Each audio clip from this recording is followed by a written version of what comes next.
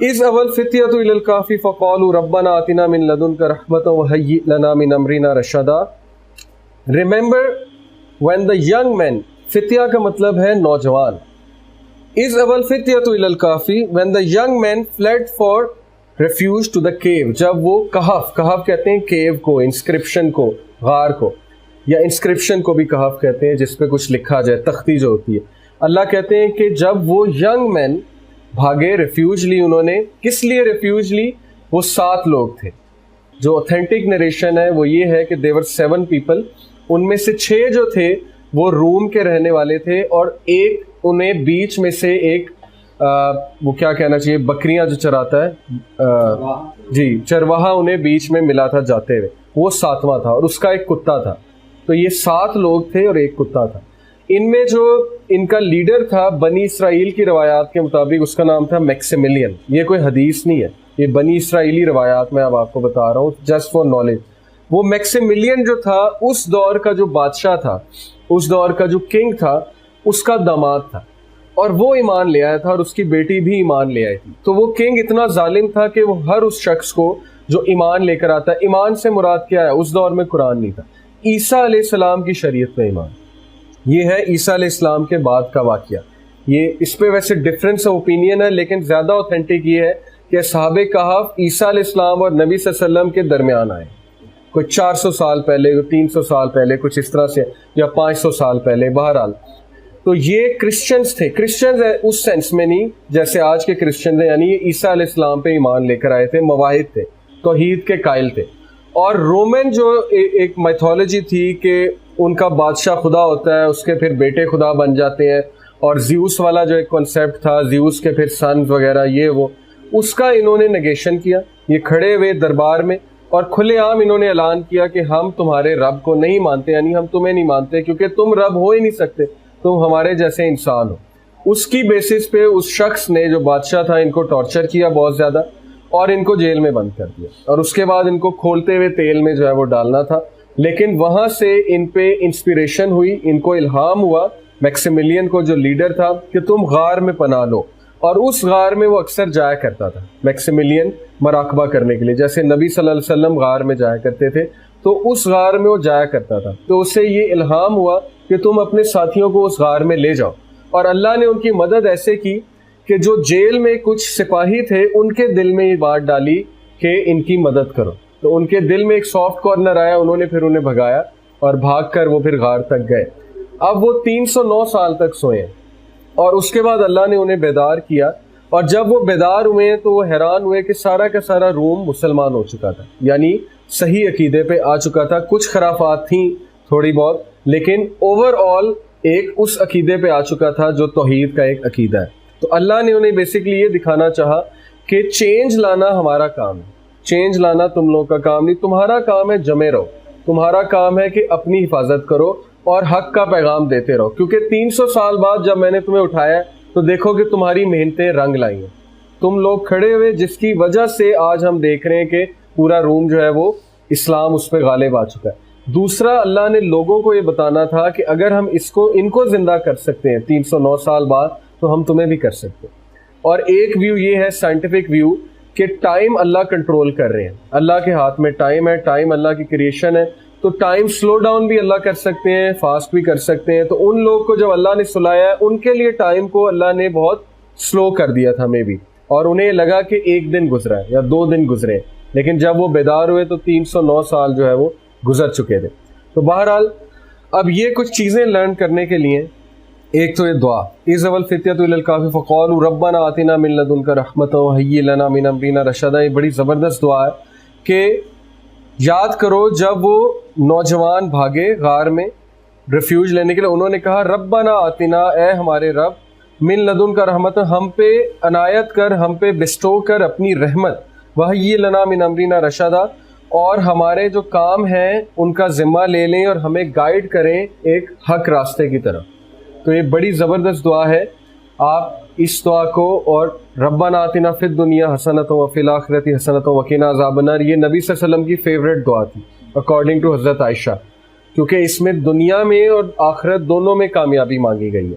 और ये दुआ भी उसके साथ ऐड कर ली जाए जब इंसान के मामलात फंसे हुए हैं, اور انسان ایک ایک لمحے کے لیے اللہ پہ ڈیپینڈنٹ ہے. تو اللہ سے یہ دعا کی جائے کہ میرے تمام افیئرس کو اللہ تعالیٰ صحیح راہ میں گائیڈ کریں. تو یہ بہت خوبصورت دعا ہے اس حوالے سے. فضربنا علی آذانہم فی الکہف سنین عددا، اور پھر ہم نے ان کی ہیئرنگ پاور کو کور کر دیا اور انہیں سلا دیا for a number of years. ثم بعثناہم لنعلم ای الحزبین احصیٰ لما لبثوا امدا، پھر ہم نے انہیں اٹھایا تاکہ ہم ان کا امتحان لیں کہ ان میں سے کون جو ہے وہ کیلکولیٹ کرتے ہیں کہ ہم کتنے ٹائم تک کے لیے جو ہے وہ سوئے ہیں. نحن نقص علیک نبأهم بالحق انہم فتیۃ آمنوا بربہم وزدناہم ہدی. اب یہ جو آیات کا سلسلہ ہے اس سے ہم سیکھیں گے کہ ہدایت کس طرح سے آتی ہے اور انسان کو کنسسٹنسی کس طرح اچیو ہوتی ہے. بہت سے لوگ کا سوال ہوتا ہے کہ جی ہم موٹیویٹ ہوتے ہیں بٹ گھر جاتے ہیں تو اسی ماحول میں جاتے ہیں، کنسسٹنسی لوز ہو جاتی ہے، میں کچھ عرصے کے لیے نماز پڑھتا ہوں پھر چھوڑ دیتا ہوں. تو یہ کیا وجہ ہے؟ ہم کیوں کنسسٹنٹ نہیں ہوتے؟ اور ہدایت کیا چیز ہوتی ہے؟ ہدایت کیسے آتی ہے؟ ہدایت کے پری ریکویزٹس کیا ہیں؟ تو ان آیات کا ہم انشاءاللہ انالیسس کرتے ہیں. نحن نقص علیک نبأهم بالحق، اے نبی ہم آپ کو ان کی سٹوری حق کے ساتھ سناتے ہیں. انہم فتیۃ آمنوا بربہم وزدناہم ہدی، وہ تھے نوجوان جنہوں نے اپنے رب پہ جو ایمان لے آئے تھے اور ہم نے انہیں گائیڈنس میں انکریز کیا، ہم نے انہیں گائیڈنس میں وزدناہم ہدی، ہم نے اضافہ کیا ان کی ہدایت میں. یہ پہلی چیز ہے. آگے دیکھتے وَرَبَطْنَا عَلَىٰ قُلُوبِهِمْ إِذْ قَامُوا فَقَالُوا رَبُّنَا رَبُّ السَّمَاوَاتِ وَالْأَرْضِ لَن نَّدْعُوَ مِن دُونِهِ إِلَٰهًا لَقَدْ قُلْنَا إِذًا شَطَطًا، اور ہم نے ان کے دل قلوبہم مضبوط کر دیے بہت زیادہ. With the light of faith in Allah, اس کی تفسیر میں یہ آتا ہے کہ دل مضبوط ہونے کا مطلب یہ ہے، تفسیر تبری ہے کہ لائٹ آف فیتھ. لائٹ دیکھیں دل کا معاملہ دماغ کی طرح نہیں ہے. جس طرح ہم بچے کو میتھ سمجھاتے ہیں نا کہ پڑھ لو ری انفورس کرتے ہیں، صبح شام یہ بھی کرو، ہوم ورک بھی کرو، کویسچن بار بار کرو، وہ ہے دماغ کے ساتھ تعلق.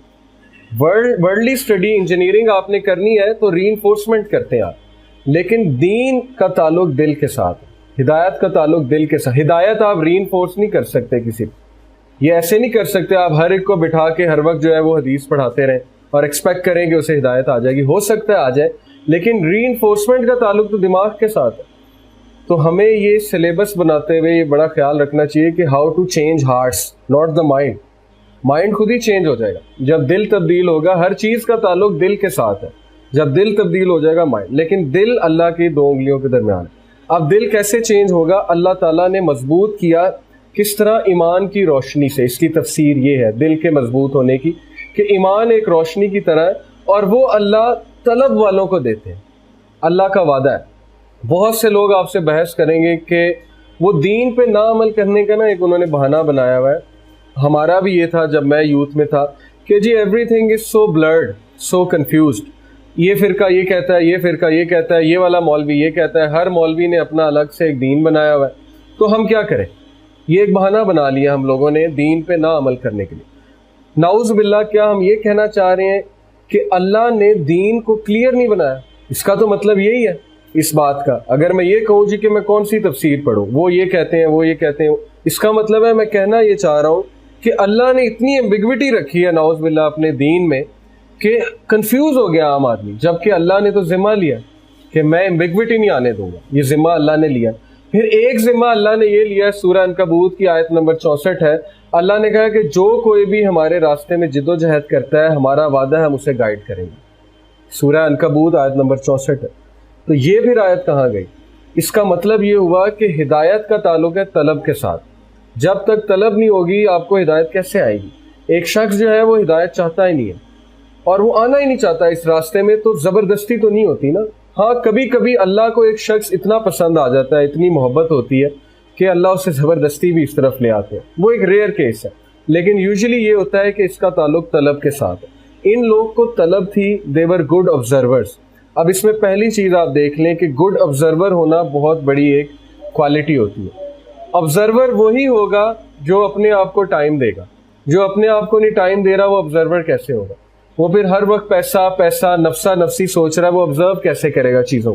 جو شخص آبزرو کرے گا ایسا ہو ہی نہیں سکتا ہدایت پہ نہ پہنچے، کیونکہ یونیورس نیچرلی آبزرویشن جب کرتے ہیں آپ نیچرلی یونیورس کی آپ ہدایت کی طرف جاتے ہی جاتے ہیں. اس لیے آبزرویشن بہت ضروری ہے. تو وہ لوگ آبزرور تھے. تو اللہ نے ان کے دل کو مضبوط کر دیا ایمان کی دولت ان کے دل میں ڈال کے، ایمان کا نور ان کے دل میں ڈال کے.